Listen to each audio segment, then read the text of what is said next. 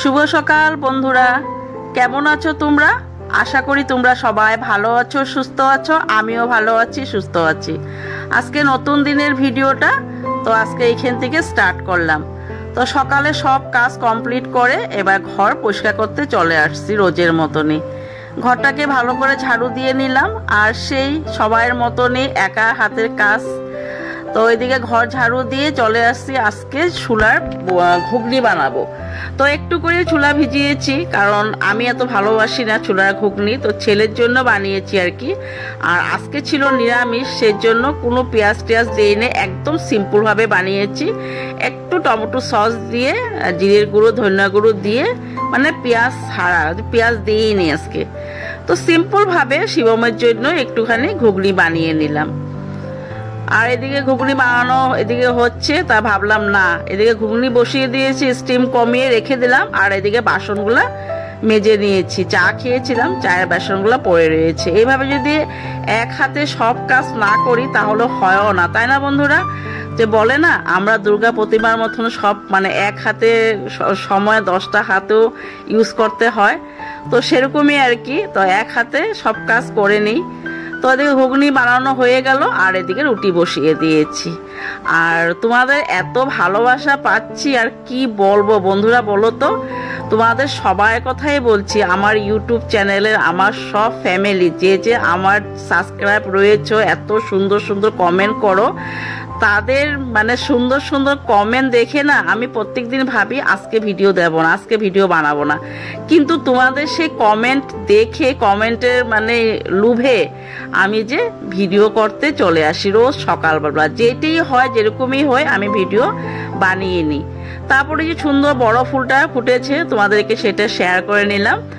আর সেই ফুলটা তুলে নিয়ে এসে আজকে ঠাকুরকে পুজো দিয়ে দিলাম। আর দিয়ে যে বারান্দাতে বসলাম সবজি কাটার জন্য। ভীষণ গরম, তোমাদেরকে বললাম না দুদিন আগে যে আমাদের এখানে বৃষ্টি, কিন্তু কালকে রাতের থেকে বৃষ্টি নেই, আজকে প্রচুর গরম। আর তাই দাদাভাই বলছে, দাদাভাই বাড়িতে জানো, দাদাভাই বলছে যে ফ্যানটা লাগিয়ে দে, তুমি এখানে বসে সবজিগুলা কেটে নাও। তো আমি এখানে বসে সবজিগুলা কেটে, আর এদিকে দেখো ভাতটাও হয়ে গিয়েছে, ভাত মার উপর করে নিলাম।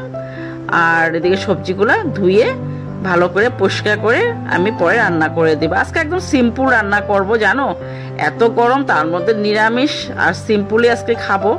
তো সেই জন্য নিরামিষ তরকারি বানানো হয়ে গিয়েছে, এটা নামিয়ে নিচ্ছি এখন। তোমাদেরকে সেটা দেখাইনি, অল্প সব কিছু আর কি দেখাবো বলো। সেই রোজে রান্না, আর আমি যা একদমই সিম্পল রান্না করি।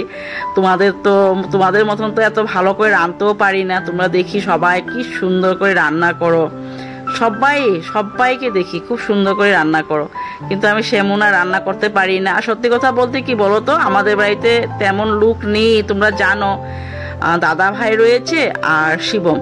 তো দাদা ভাই তো সকালবেলা উঠে চলে যায় হাটে। আমার দাদা ভাই জানো, তোমাদেরকে বলেছি হাট বাজার করে, তো বাইরে চলে যায় রোজ, সকালবেলায় চলে যায়, রাত্রে আসে। তো সেই জন্য দাদা ভাইয়ের জন্য রাত্রে দুপুরে বানানো হয় না।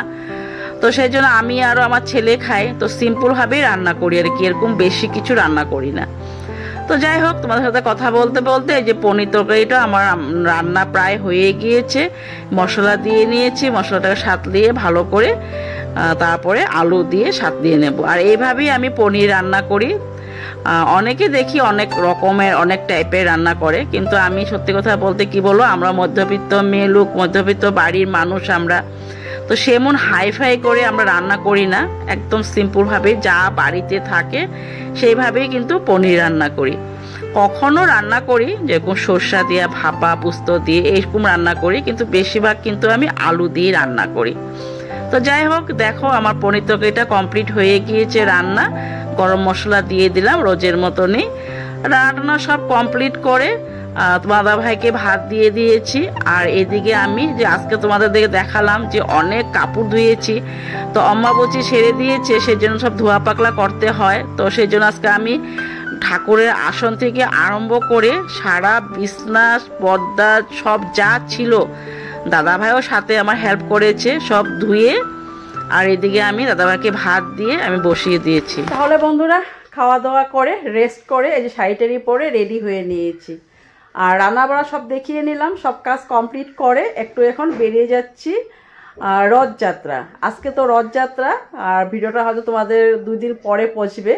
যাই হোক, সবাইকে জানাই জয় জগন্নাথ। তো আজকে রথযাত্রা উপলক্ষে আমাদের এইখানে সামনেই রথ মানে বের করে আর কি, আর ওখানে যাব। সবাই চলেও গিয়েছে, আমার যেতে একটু দেরি হচ্ছে আর কি। তো তো চলো, সঙ্গে থাকো, দেখতে থাকো।